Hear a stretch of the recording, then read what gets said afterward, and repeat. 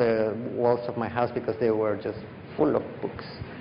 But one day I saw my father, especially deeply into this book, you know. What's going on with this man? This is unusual. He was always reading, but that book was something. So, Dad, what are you reading? No, you wouldn't understand. It's something about the Indians. It's complicated.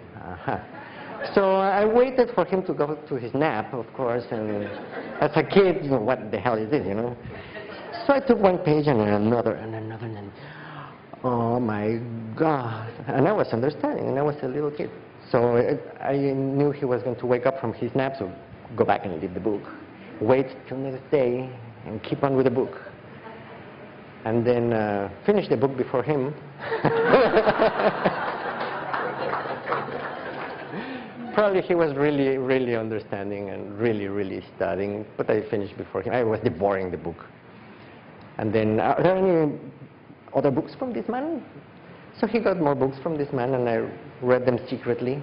Every time they were coming, one after the other, I read them all. I grew. The books were coming when I was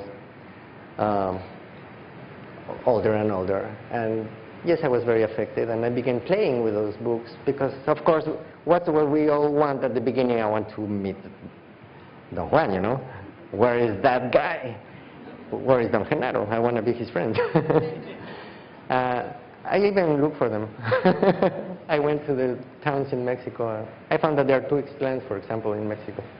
And so I began doing attention walks and discovered that they do affect if you hold them for many hours, being quiet, breathing deep, synchronizing your walking with your breathing. They do shift your attention. And then I began stalking trees and plants, and I found that the books are full of exercises. We found like 176 exercises that anyone can do at their homes. And we began playing with these things.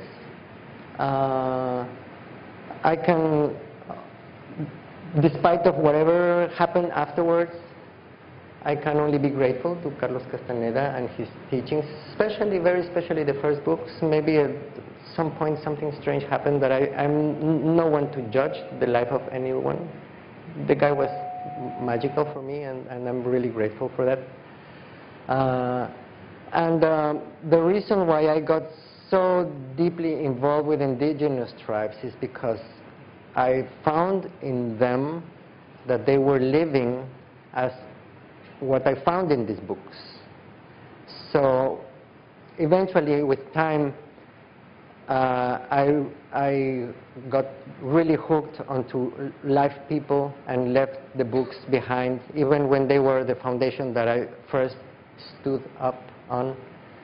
And yeah, the reason why you find all this very similar to Carlos Castaneda's works is because this is real, and there are entire indigenous nations living based on that way, living as warriors of the spirit, intending really hard every day to walk the path of the heart, living with death as a counselor in order to be a warrior, to walk a path of the heart, and helping each other and doing magic and trying Nahuatl techniques and all these things. I found them to be real.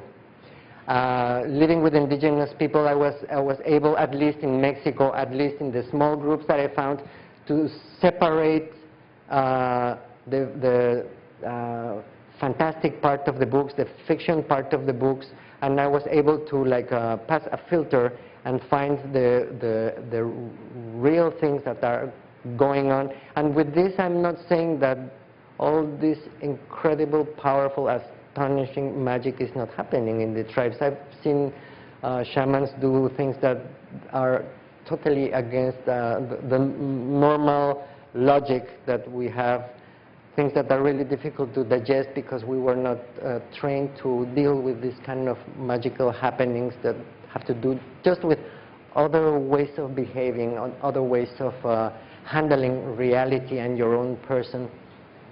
So yes, that's beautiful, Carlos Castaneda, of course. May God bless his spirit wherever he is. Yes. Would you mind speaking more specifically to the preparation for the power plants for someone like myself who feels drawn to participate? Yes, thank you for the question. That's a very important one because it's part of the journey.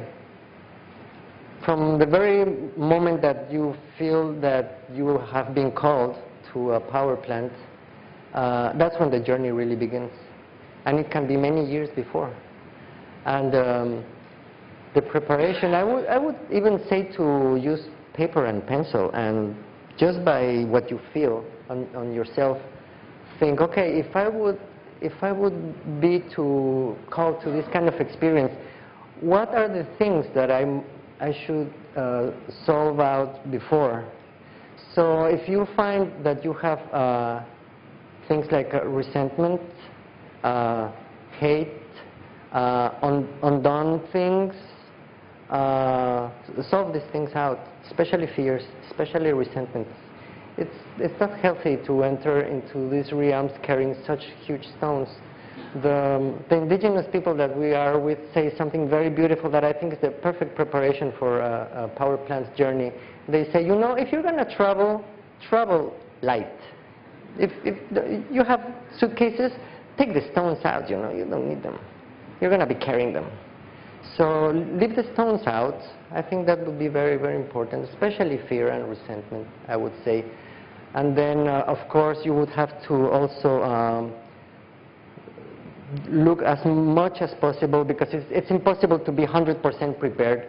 You will always enter with a fear, really, but it must be a healthy fear. And what I'm talking about, a healthy fear, is that it's a combination of respect and fear, but not the fear of terror, but fear of respect. This is such a huge respect that it's similar to fear, but you do feel fear, even if you've done this many times. Every time I'm in front of these ceremonies, there is this, you know, but okay, I came here for this.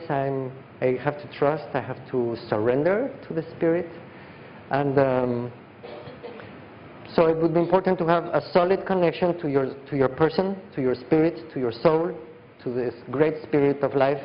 I would recommend a solid relationship with nature, to hug trees and to talk to the fire and to understand Mother Water and to understand Mother Earth and to understand brother trees and to understand life in this context, you know, more as a family that you are in, because once that you are torn from your ego, the only thing that will be there is your family.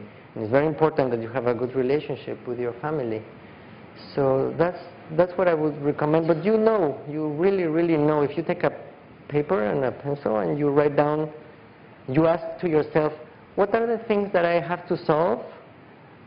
Already in the context of getting close to a power plant, you know that you really know the answers to your preparation. It's really, there is not like a recipe that will work for everyone, because we all have different energetic, mental, emotional configurations, but you know what your issues are.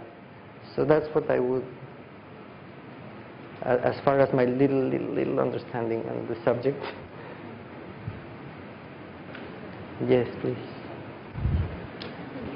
And to that, the power plant talk, do you think that you can achieve that journey without the plants? Oh, certainly. Yes, certainly. I've never. She asked if this could be achieved without power plants, and yes, certainly. I never think of them as the only way to. There are hundreds or maybe thousands of techniques scattered all over the world, all over the religions, some old, some new,